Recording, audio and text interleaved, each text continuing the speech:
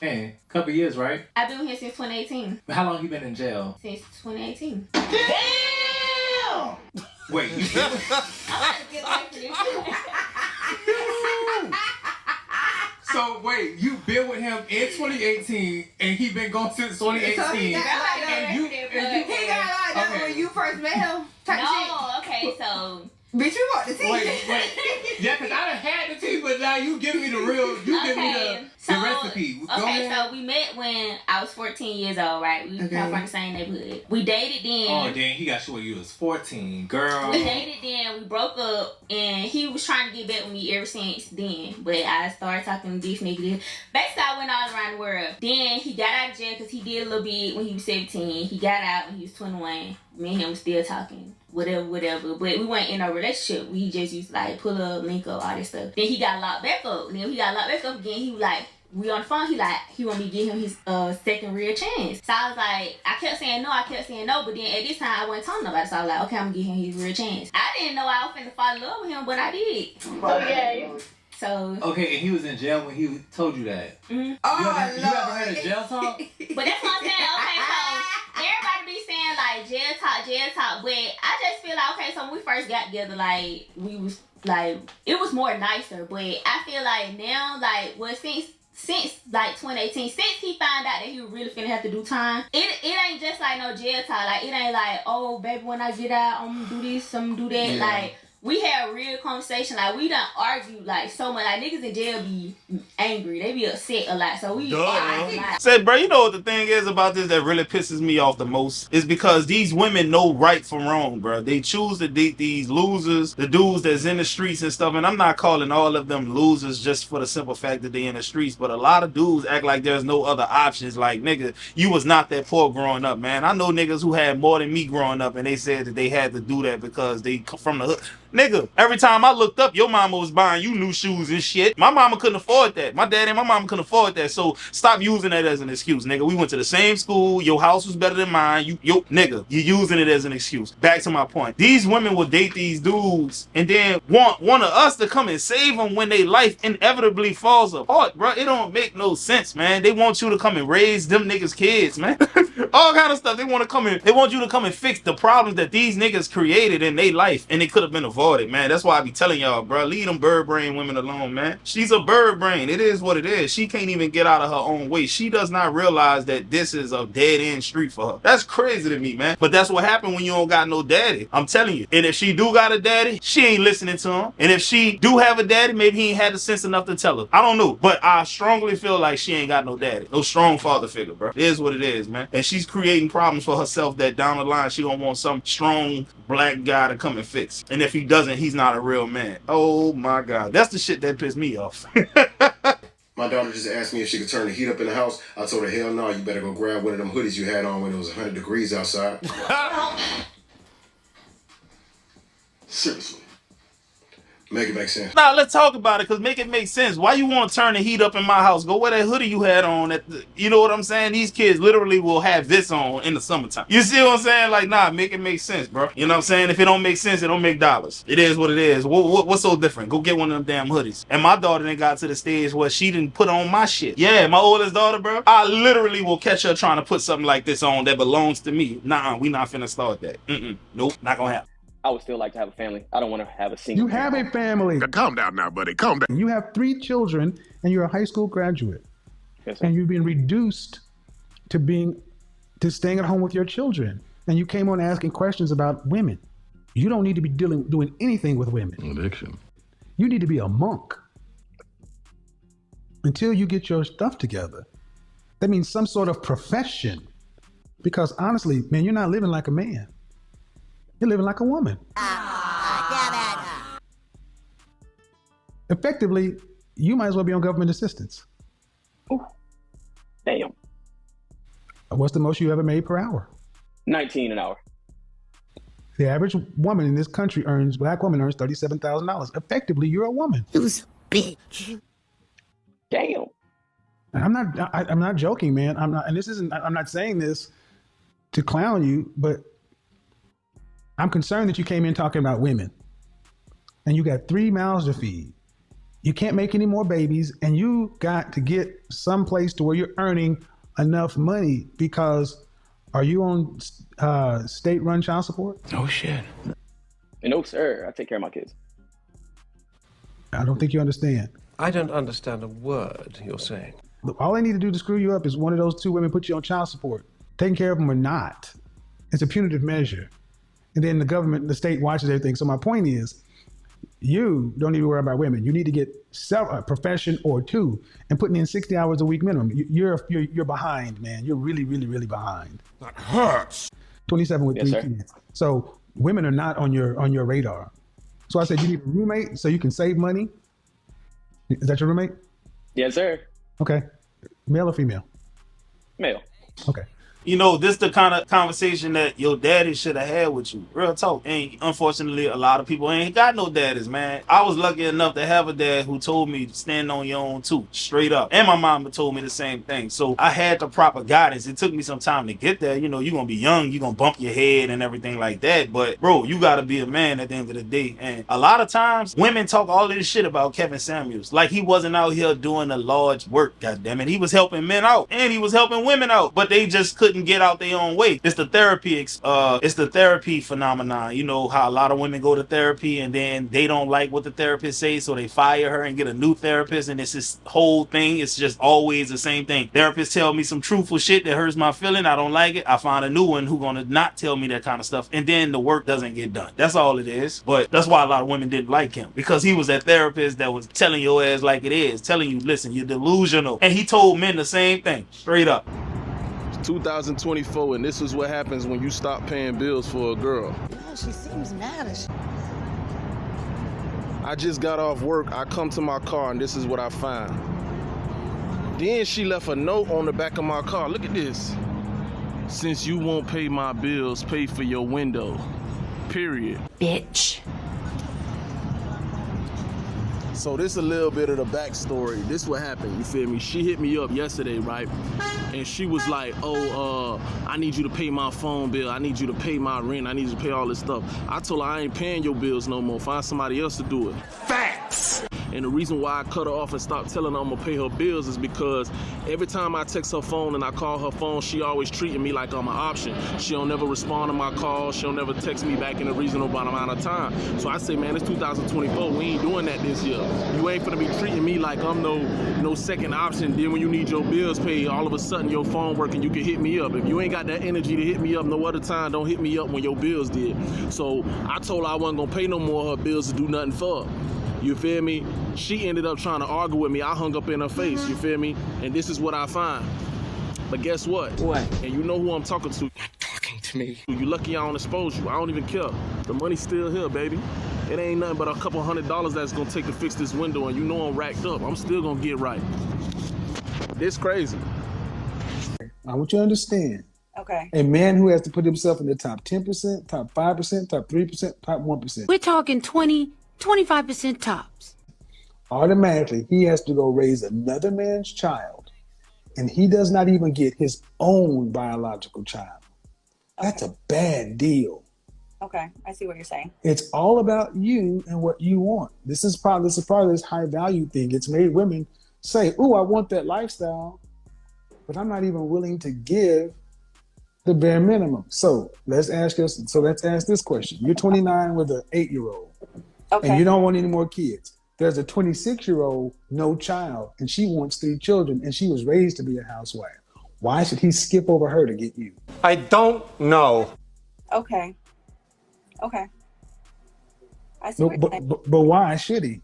Yeah, to all of the women who didn't care for Kevin Samuels, man, he told you the cold hard truth. That is a fact right there. Like, why would this guy go with the woman that got a kid and doesn't want no more kids? She's not gonna give you more kids. When they got women out here who don't have kids, it's a raw deal. And that's all he was telling people. And they got mad and upset at the truth. It is what it is, because guess what? As a man, we can definitively say that Kevin Hart is 95% correct. Maybe there are 5% of the male population who will take on that channel. But most of us, if we got a little experience under our belt, like me, I was dating single mothers early in my 20s, and it didn't take me until 23 years of age to figure out that's not the move for me. Straight up, a lot of dudes get with a woman who got kids and they stay with them for 5-6 years type shit and get a kid by that woman. I was lucky enough to not get any of them women pregnant, and I started a family of my own with a woman who didn't have no kids, no emotional baggage and all that kind of stuff. I think most men want that. It is what it is.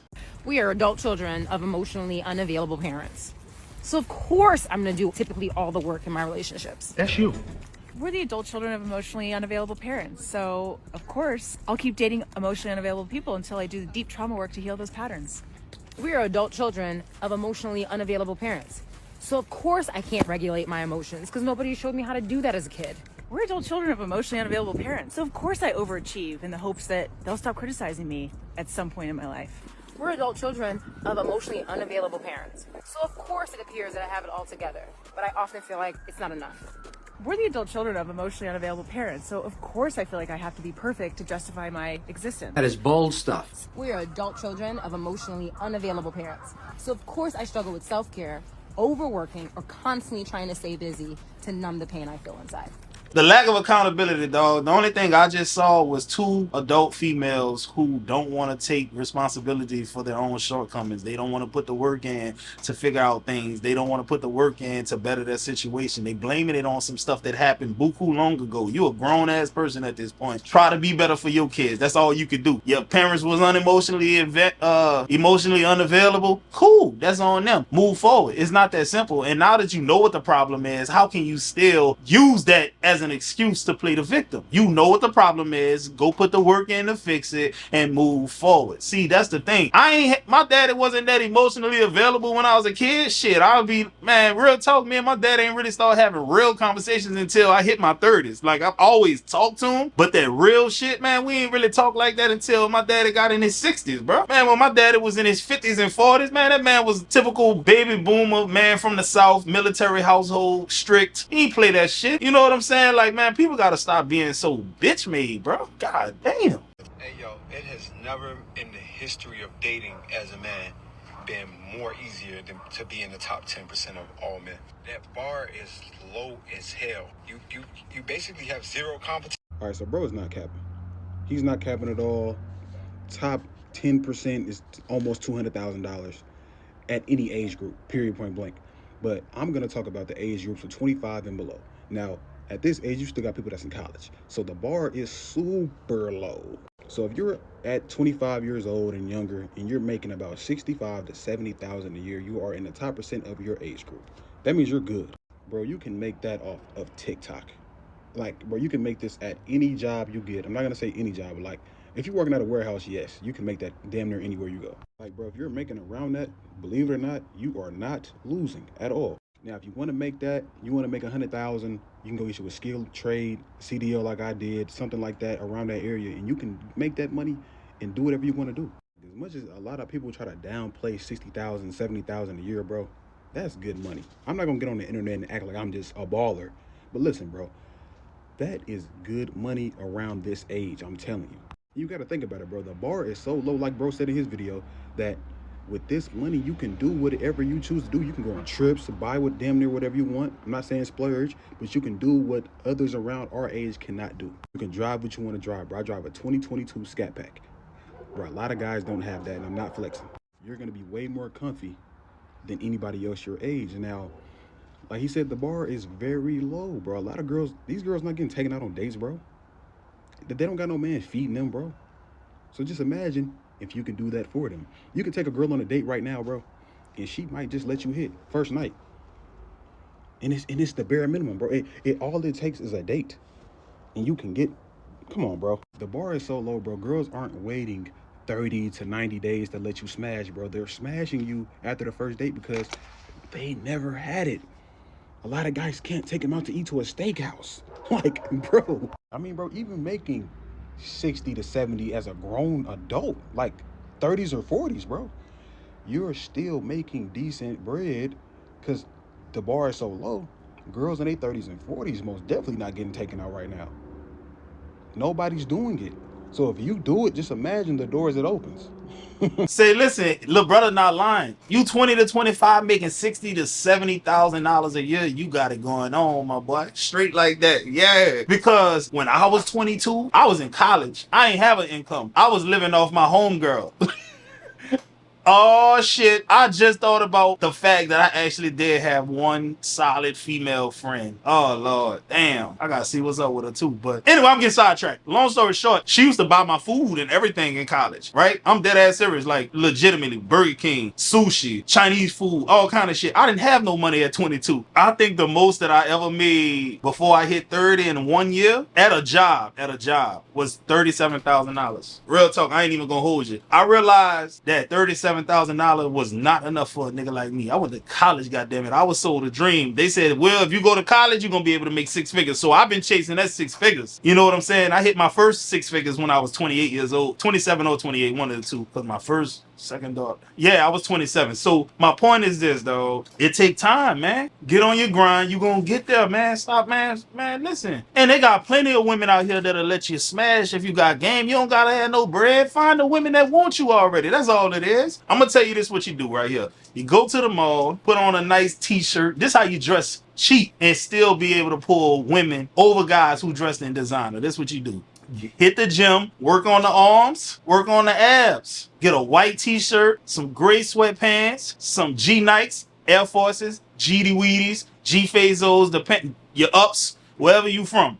Put that outfit on with a nice little, piece of little jewelry or whatever, and I promise you're gonna get looks. You don't have to be fly. You don't have to spend a lot of money to get fly. I'm telling you, they gonna go. When you walking through the mall, if a girl look at you and smile, you gotta spin it back, man. She wants you. Go with your move. I'm telling you, it almost never fails. Women will not look at you if they don't find you attractive. I promise you. Unless you out here doing something crazy, like you making a fool of yourself, they not generally gonna look at you if they don't think you have some type of attraction.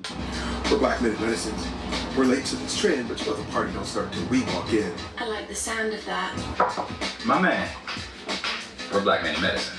We for sure mastered the code switch. Thank you so much, man. We're Black Men in Medicine. Of course, we're the best dressed in the hospital. Ain't that right? That's right. You know it's swag. I'm a Black Man in Medicine. Of course they think I'm an all-pro receiver. We're Black Men in Medicine.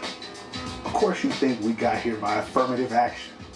We're Black Men in Medicine. Of course we have a special handshake or head nod for the only other black person in the hospital.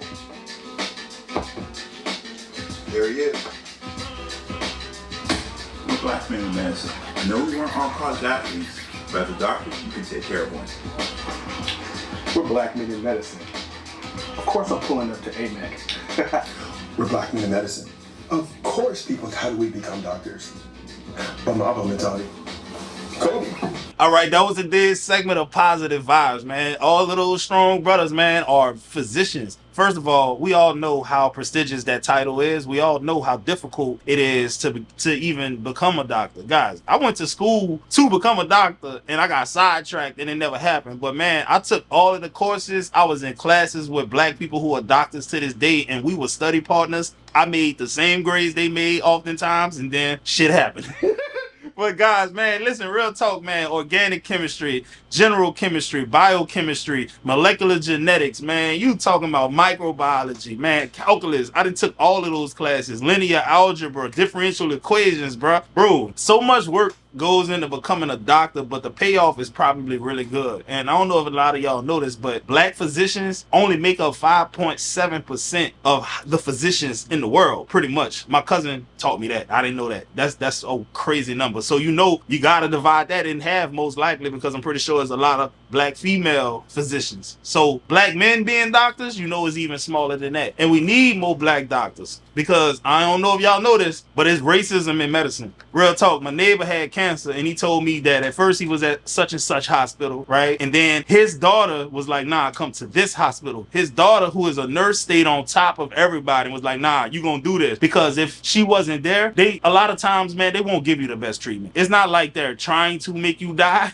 but they will not go the extra mile for you if they don't really see themselves in you, if that makes any sense. So long story short, guys, that was today's segment of Positive Vibes. I hope y'all enjoyed the video. I'm gonna get at y'all on the next one.